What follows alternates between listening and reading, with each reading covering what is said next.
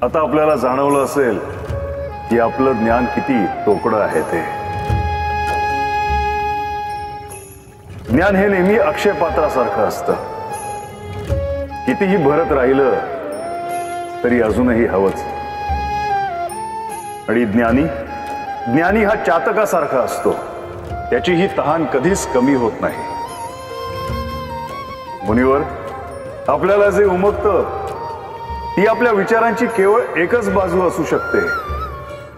ही एकच बाजू धरून वाद घालणारे निराळे आणि ज्ञानी निराळे।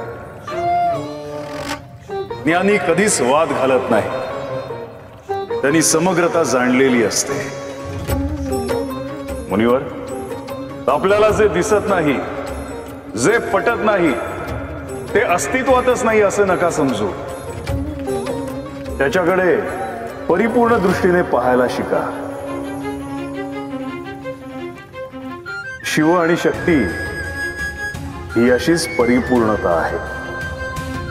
शक्तीशिवाय शिव काहीच उरत नाही, शक्तीशिवाय शिव काहीच उरत नाही, केवळ शव, केवळ शव।